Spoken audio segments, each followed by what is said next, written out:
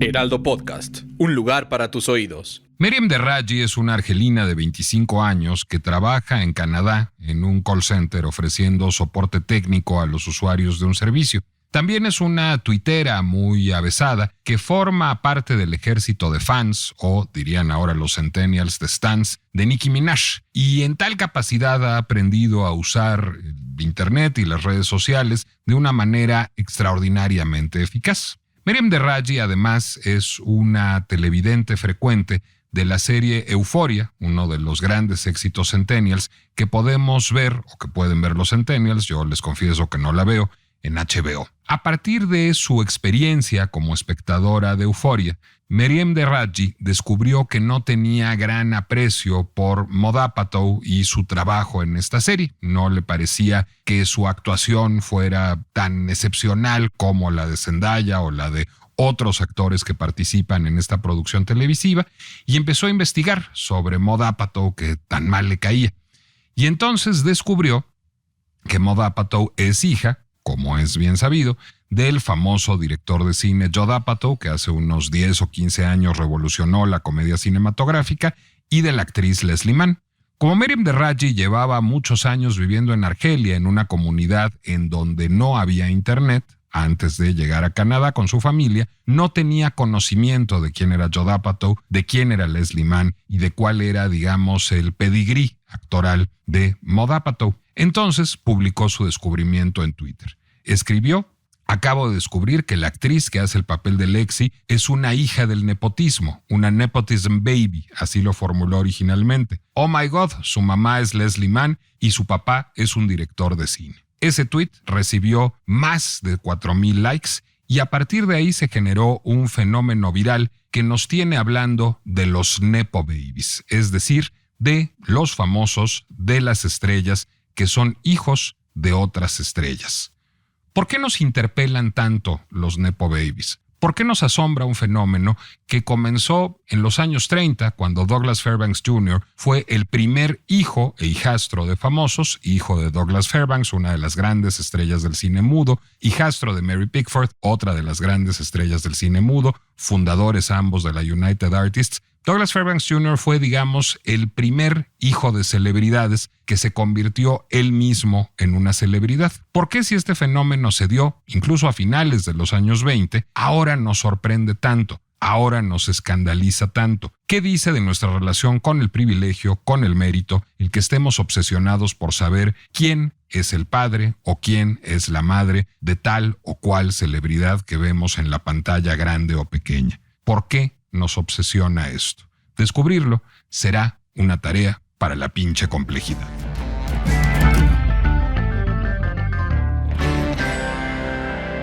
Soy Nicolás Alvarado, me da mucho gusto darles la bienvenida a La Pinche Complejidad, el podcast de El Heraldo, del Heraldo Podcast, en el que tratamos de comprender problemas que están en nuestras conversaciones de todos los días, problemas que están en la coyuntura informativa, que están en las tendencias de las redes sociales y que ameritan un análisis complejo para entender cómo está funcionando y cómo no está funcionando la sociedad en la que vivimos. El fenómeno de los nepo babies saltó a la fama a partir, como les decía yo, de este tuit publicado por esta joven de 25 años de origen argelino, Miriam Derraggi, que después fue recogido por una revista importante, por New York Magazine, hace algunos meses en una pieza escrita por uno de sus periodistas, por Nate Jones. A lo mejor recuerdan New York Magazine si vieron la serie Inventing Anna. En la serie Inventing Anna, bueno, pues toda la exposición del fraude que hace Anna Delvey, esta presunta heredera que buscaba embaucar a la gente para hacer negocios millonarios. Bueno, pues esa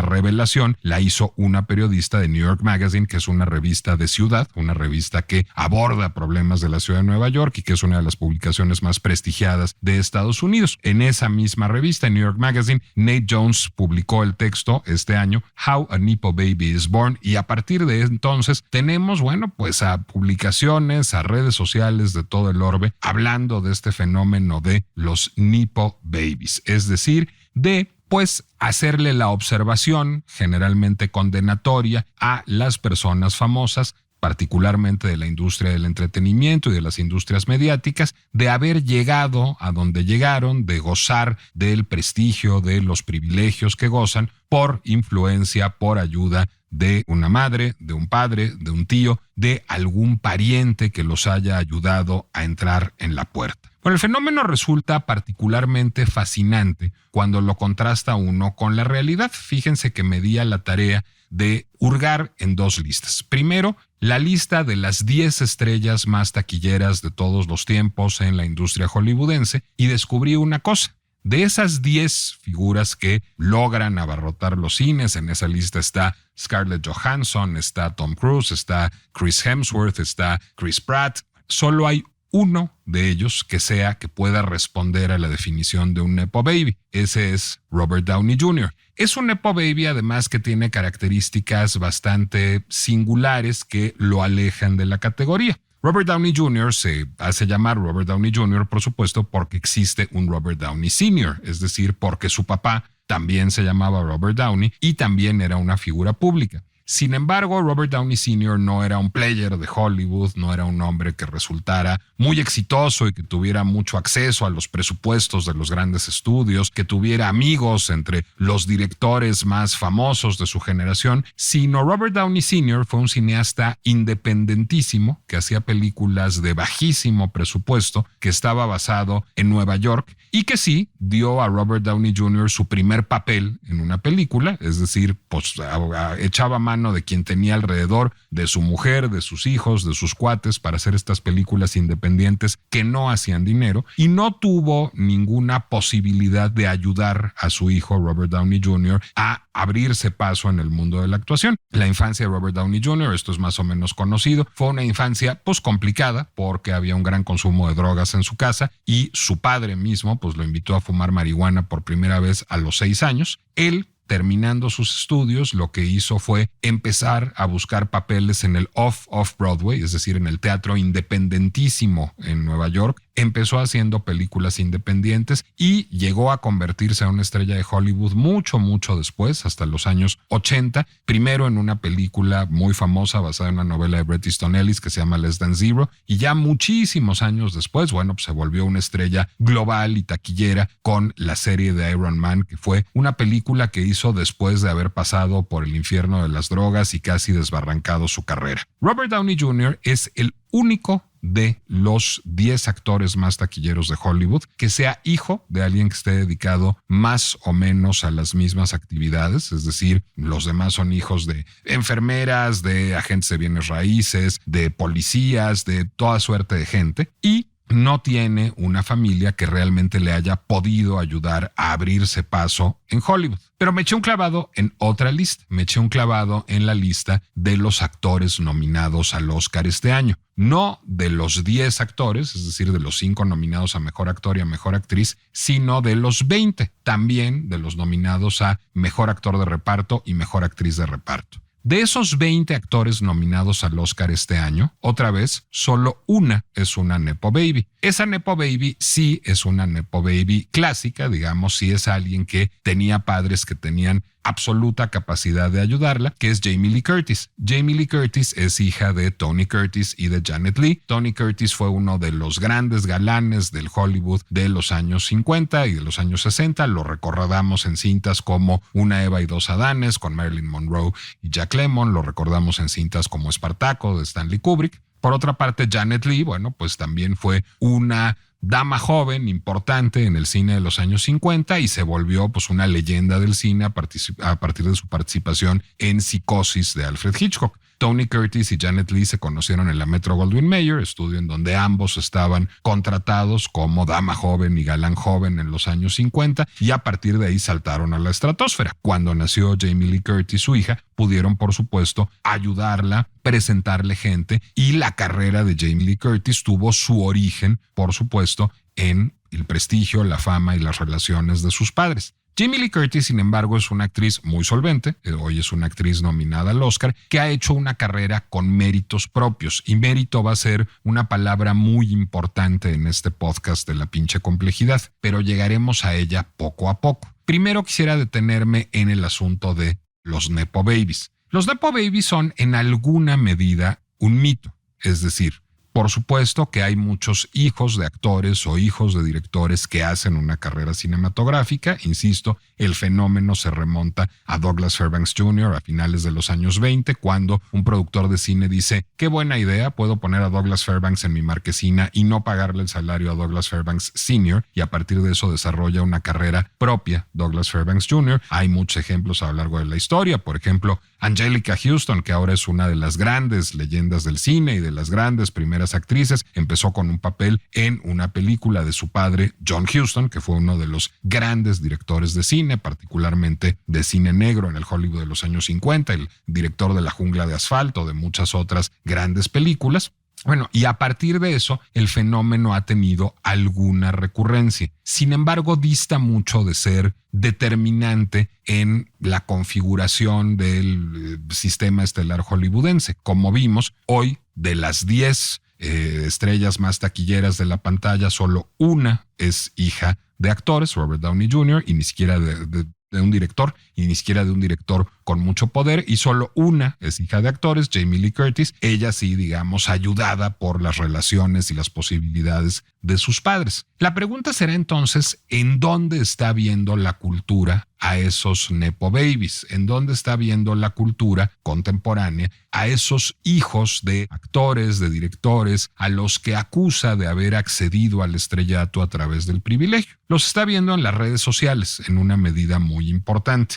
Uno de los ejemplos que menciona este perfil, este reportaje sobre los nepo babies en la revista New York, es el caso de Brooklyn Beckham. Brooklyn Beckham es el hijo de David Beckham, este futbolista muy famoso, leyenda del fútbol británico, que después jugó para equipos españoles y estadounidenses, y ahora pues es más bien como una celebridad, en tanto futbolista retirado, y Victoria Beckham, originalmente Victoria Adams, una de las Spice Girls, que tras su paso por las Spice Girls, en donde era la que menos cantaba, para ser francos, la más guapa pero la que menos cantaba y la que más estilo tenía, se convirtió en una diseñadora de moda muy exitosa, y en efecto, bueno, pues son muy famosos y tienen muchísimas relaciones. Sus padres, los padrinos de Brooklyn Beckham, son Elton John y Elizabeth Hurley, es decir, es alguien que tiene todas las relaciones del mundo y que ha tenido todas las oportunidades. A partir de esto, Brooklyn Beckham ha tratado de hacerse una carrera como fotógrafo, sin estudiar fotografía. Entró a estudiar fotografía, si no me equivoco, a Parsons, una de las grandes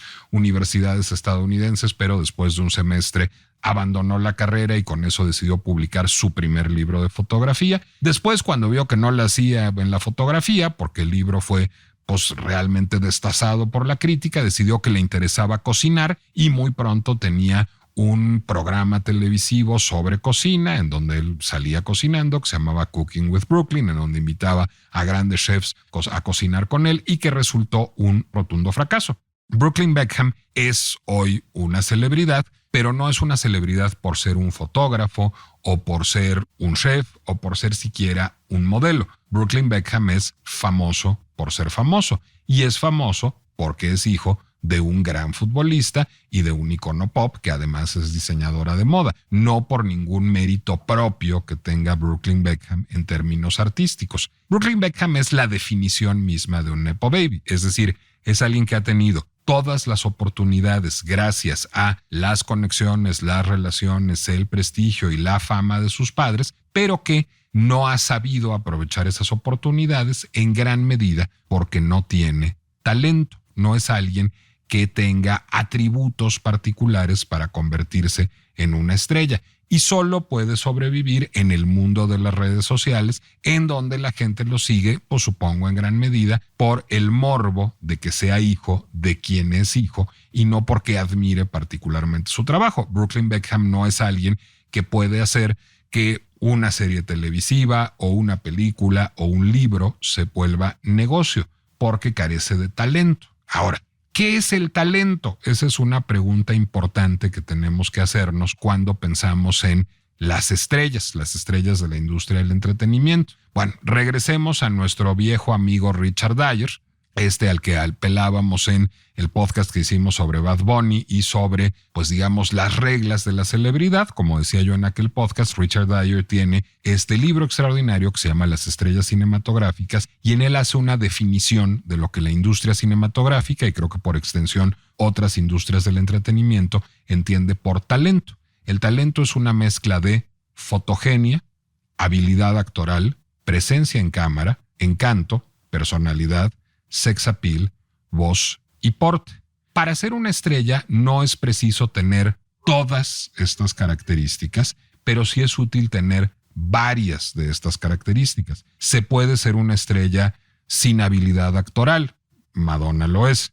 Se puede ser una estrella sin fotogenia, John C. Reilly lo es.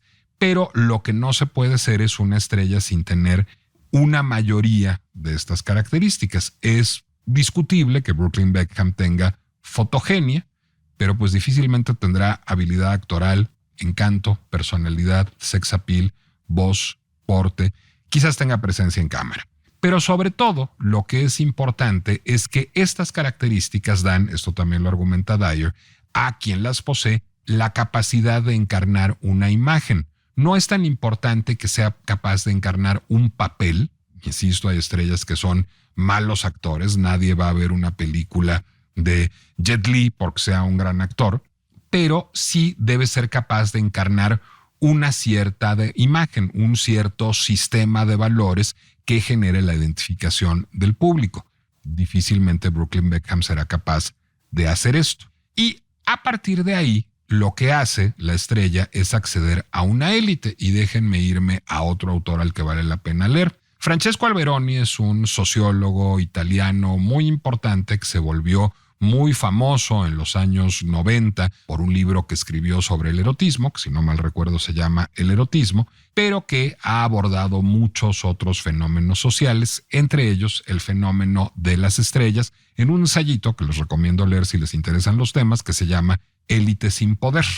Lo que sustenta en ese ensayo Alberoni es que las estrellas son una élite sin poder, es decir, no tienen capacidad de decisión política, aun si pueden encarnar imágenes políticas e incidir en política, caso de John Wayne con la derecha, caso de Jane Fonda con la izquierda, pero además, y esta descripción nos es más útil para aquello de lo que vamos a hablar, constituyen una élite que no concita envidia ni resentimiento, es decir, a nosotros no nos enojan las estrellas como nos enojan los políticos, o no nos enojaban hasta hace muy poco.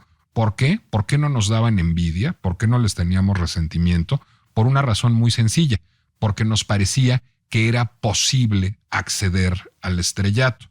Nos parecía que cualquiera podía convertirse en una estrella. El mito del estrellato es un mito eminentemente democrático, es un mito que encarna la movilidad social, y por eso nos gusta tanto la idea de las estrellas, porque si él pudo, si ella pudo, a lo mejor yo también puedo.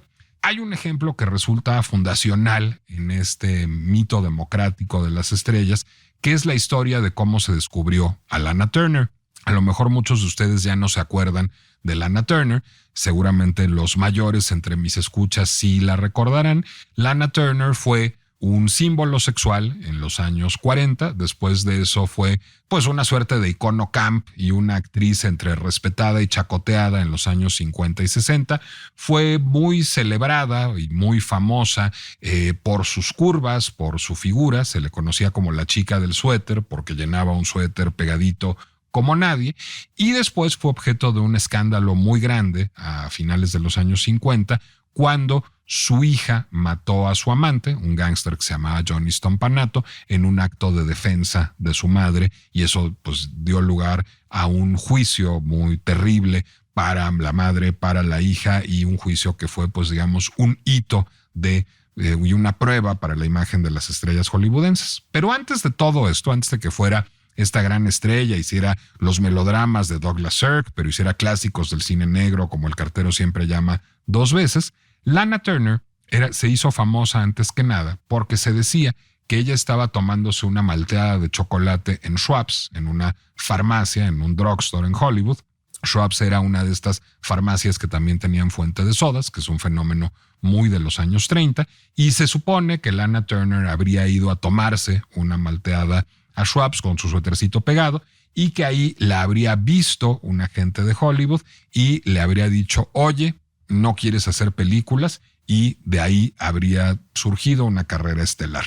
La historia es parcialmente cierta. Lana Turner la aclara en su autobiografía. No estaba en Schweppes, que era una fuente de sodas y farmacia muy glamorosa de Hollywood. Estaba en un changarrín que vendía refrescos enfrente de su escuela, que era Hollywood High, que se llamaba el Top Hat Café. Y ahí se estaba bebiendo una coca, porque no le alcanzaba para una malteada. Una coca solo costaba 5 centavos, entonces se pidió una coca, se sentó en la fuente de sodas, no nos aclara si con el suétercito o no, y resultó que al lado de Hollywood High estaban las oficinas del Hollywood Reporter, de una de las principales publicaciones sobre temas de la industria hollywoodense, y que el editor del Hollywood Reporter comía ahí. En efecto, se acercó a ella, deslumbrado por su belleza y quiero pensar que por su suétercito, y le dijo, oye, ¿tú no querrías participar en películas? Ella dijo, le tengo que preguntar a mi mamá. La mamá, que estaba en una apretura económica, consideró que esto era una buena idea. Fueron a ver a este buen señor.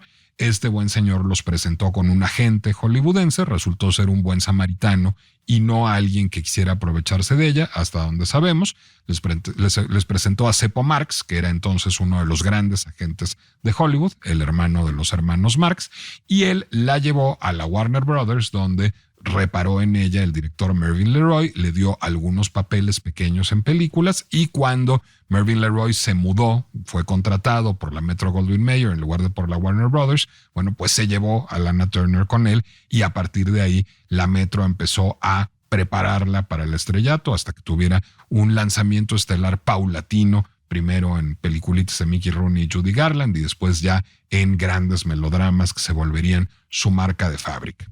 Bueno, esta historia de Lana Turner es emblemática de por qué nos gustan las estrellas, y es el tipo de historia que a la fecha nos sigue gustando de las estrellas.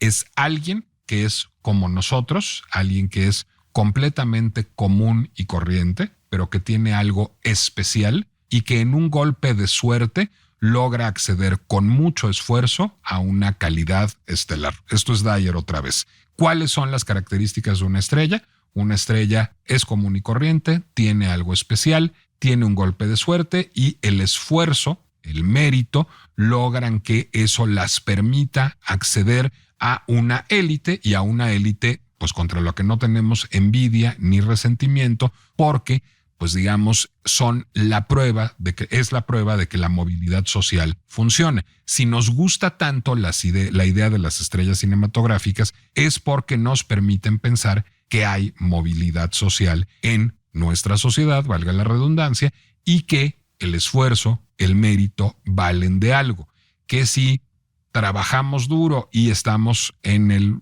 lugar correcto, en el momento correcto, podemos pues lograr ascender socialmente, y eso nos entusiasma y eso nos da esperanza. Entonces, cuando contrastamos la historia de Lana Turner con la historia de Brooklyn Beckham, veremos por qué nos molesta tanto la idea de los Nepo Babies, porque lo que hacen es hacernos pensar que el sistema está corrupto, que el sistema está cerrado, que solo tienen acceso a la fama, la riqueza, el reconocimiento, quienes ya son insiders, quienes tienen palancas, quienes tienen una ventaja previa, y que nosotros no podemos ser objeto de movilidad social. Mi análisis de las 10 estrellas más taquilleras y de los 20 nominados al Oscar de este momento demuestran que eso es parcialmente falso. Esa movilidad social existe. Uno puede ser Scarlett Johansson o Chris Pratt, es decir, alguien común y corriente con algo especial que por un golpe de suerte y mucho esfuerzo llega a pertenecer a esa élite que no concita envidia ni resentimiento, pero las redes sociales y la cultura de la celebridad, que son muy distintas a la época de Lana Turner, han hecho que veamos que sean mucho más descollantes estos fenómenos como Brooklyn Beckham, o pienso también en Chet Hanks, en el hijo de Tom Hanks y Rita Wilson, que ha salido con un discurso pues más que racista, inconexo y que dice puras tonterías y da puros escándalos en redes sociales y que realmente no tiene una solvencia actoral ni una imagen cinematográfica que vender, es simplemente un influencer. Y creo que estos influencers como Chet Hanks o como Brooklyn Beckham nos hacen pensar que cualquiera que sea hijo de una celebridad es alguien que está haciendo trampa en el juego. Creo que a los que hacen trampa en el juego, como Chet Hanks y Brooklyn Beckham, les va como les va, es decir, que no es terrible, quedan reducidos al estatuto de influencers, y creo que para ser una estrella taquillera o para ser un nominado al Oscar se necesita trabajo, esfuerzo, y esto es, pues digamos, un futuro que es accesible a una gran cantidad de personas. Ahora bien, y a lo mejor este podcast va a ser un poco más largo que de costumbre, pero quizás lo amerite. ¿Por qué nos molesta tanto la idea de los Nepo Babies? ¿Por qué cuando Douglas Fairbanks Jr. en los años 20 o cuando Angelica Houston en los años 60 se volvieron estrellas, no nos enojaba, antes bien celebrábamos que la hija de un gran director, que el hijo e hijastro de grandes actores se volvieran estrellas de cine, y ahora nos irrita, e incluso hay periodistas que van a perseguir a Jamie Lee Curtis y gente que en redes sociales la insulta por haber abusado de los privilegios de sus padres para entrar a una industria, o a Dakota Johnson o a Zoe Kravitz o a quienes ustedes quieran. Bueno, porque es un síntoma de nuestros tiempos la ira por los Nepo Babies, que son tiempos en que estamos muy enojados con la meritocracia, con la cultura del mérito. Ah, caray, pues ¿cómo puede ser que estemos enojados con la meritocracia si lo que queremos es destacar por nuestro mérito, si lo que queremos es ser como Lana Turner, que alguien nos descubra en una fuente de sodas y que con muchos esfuerzos lleguemos al estrellato hollywoodense? Bueno, si les interesa el tema, hay un filósofo que lo ha abordado de manera muy profunda que se llama Michael Sandel. Michael Sandel es un filósofo estadounidense, es un profesor de la Universidad de Harvard.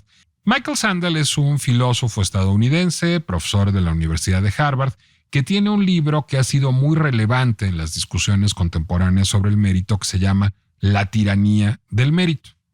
Bueno, uno de los ejemplos de los que parte Michael Sandel en este libro, que es un libro de filosofía, pero que como todos los trabajos de Sandel está muy en diálogo con la actualidad contemporánea, uno de los ejemplos de los que parte Michael Sandel, de hecho, está en la intersección entre Hollywood y los problemas jurídicos y filosóficos de la sociedad estadounidense.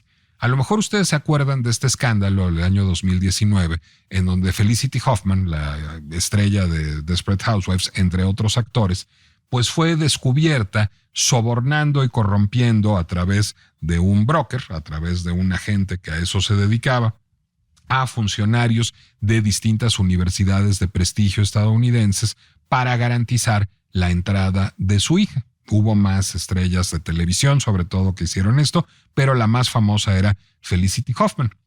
Y fue un escándalo. ¿Cómo era posible que esta mujer abusara de su fama, de su prosperidad, para corromper a través de un broker funcionarios de universidades de élite para garantizar el acceso de una hija porque no tenía los méritos académicos necesarios para estudiar en esa universidad? El escándalo fue muy grande. Felicity Huffman no ha vuelto a trabajar en cine, ni en televisión, ni en teatro desde entonces. Estuvo 10 días en la cárcel, después tuvo que hacer servicio comunitario y fue objeto del oprobio nacional e internacional. Sandel parte de ese ejemplo para mostrar cómo la idea de la meritocracia en Estados Unidos, y particularmente hablemos de Estados Unidos, en donde sucede el fenómeno de los Nepo Babies, y ahora hablaremos de por qué no es tan importante en nuestro país, se ha desvirtuado. Es decir, alguien con dinero, alguien con fama, alguien con conexiones, puede alterar el funcionamiento del sistema para ayudar a sus hijos. Pero una de las cosas que argumenta largamente Sandel en el libro es que la idea misma de la meritocracia tiene una falla de origen, que es la desigualdad social. Es decir, no todos los niños, no todas las niñas tienen un punto de partida igual. ¿Por qué? Porque algunos niños nacerán en hogares en donde se lee, en donde se va a museos, pero más aún en donde se les pagan clases particulares, en donde se les habla, en donde se les estimula intelectualmente, en donde se invierten cantidades importantes en pagar las mejores escuelas, en pagar maestros particulares, o, en el caso de las estrellas de Hollywood, en arreglarles los dientes, en llevarlos al dermatólogo, en comprarles cremas caras, en comprarles ropa fina. Y hay muchos otros niños y niñas que no nacen con esa igualdad de oportunidades porque vienen de contextos sociales distintos. Y sí, en efecto, las relaciones son parte de este capital humano que algunos niños y niñas privilegiados heredan y que otros no heredan. Entonces, lo que dice Sandel es, por supuesto, hay un gran esfuerzo de muchas de las personas que logran entrar y después graduarse en Harvard o en Yale o en Georgetown o en cualquiera de las grandes universidades estadounidenses, como hay un gran esfuerzo de Angelica Houston o de Dakota Johnson o de Zoe Kravitz, esto ya lo digo yo, en ser estrellas guapas, famosas, con solvencia actoral, con un criterio para elegir sus papeles, en hacer el trabajo de prensa, pero su punto de partida es distinto al punto de partida de otros. Es decir, a lo mejor Robert Downey Jr. tuvo un peor punto de partida que Chris Pratt o que Scarlett Johansson, pero seguramente Dakota Johnson o Zoe Kravitz tuvieron un mejor punto de partida que muchos de sus coetáneos. ¿Por qué? Porque vinieron de hogares en donde había toda una serie de insumos y había toda una serie de prácticas que estaban ausentes en otros hogares, y esto determina en gran medida cuál es el futuro de su carrera. A partir de esto, Sandel se va a ir mucho más allá, digamos, del privilegio académico y de mi extrapolación al privilegio cinematográfico, y empezará a analizar el pensamiento liberal y particularmente el de Friedrich Hayek, el pensamiento socialdemócrata y particularmente el de John Rawls, y verá cómo lidian estas distintas corrientes de pensamiento con, pues digamos, la desigualdad estructural de los sistemas sociales y cómo administran el mérito.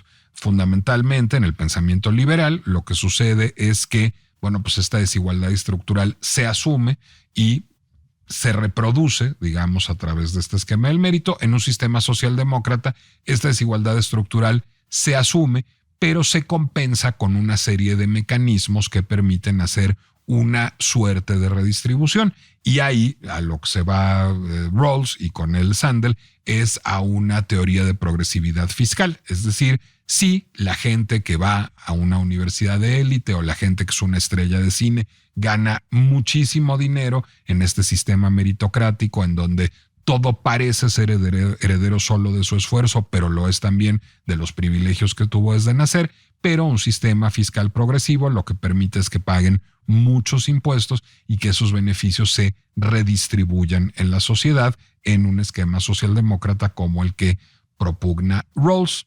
¿Por qué es un problema tan importante el de la meritocracia o el de los Nepo Babies, que es un avatar de la meritocracia, en un país como Estados Unidos? Entre otras, porque es un bastión de liberalismo puro, porque no es un país en donde haya una política social muy sólida, ni en donde haya muchas fuentes de un estado de bienestar. Generalmente el Partido Demócrata quiere pues pugnar por ellas, pero pues le toca un debate en cada administración que el Medicare y el Medicaid sigan existiendo, porque normalmente los republicanos no quieren un sistema de seguridad social. Habiendo un sistema de seguridad social con avances y retrocesos y a trancas y barrancas, lo que no hay en Estados Unidos es un sistema de educación pública.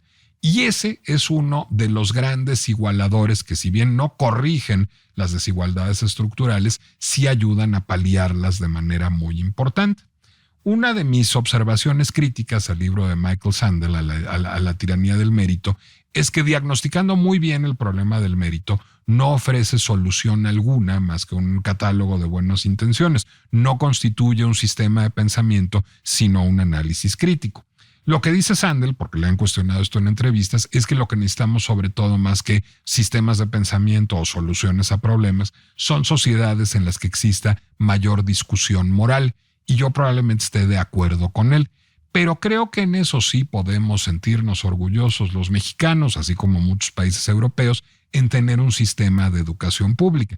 El sistema de educación pública es un paliativo para esa desigualdad estructural, y que existan escuelas de cuadros que son escuelas públicas, como el Colegio de México, como el CIDE, eso también lo permite. Por eso la defensa del CIDE ante la pérdida de su autonomía y ante su intento por adoctrinarlo resulta muy importante, porque justamente que existan escuelas de cuadro, de élite, a las que se pueda acceder desde la esfera de lo público, es lo que permite corregir esas desigualdades, y que el mito de ser descubierto no solo cinematográficamente, sino académicamente, socialmente, científicamente, como Lana Turner bebiéndose una metafórica malteada de chocolate en una metafórica farmacia de una metafórica calle, resulta asequible. Es decir, justamente son los instrumentos de política social los que nos permiten pues que haya menos nepo babies en todas las esferas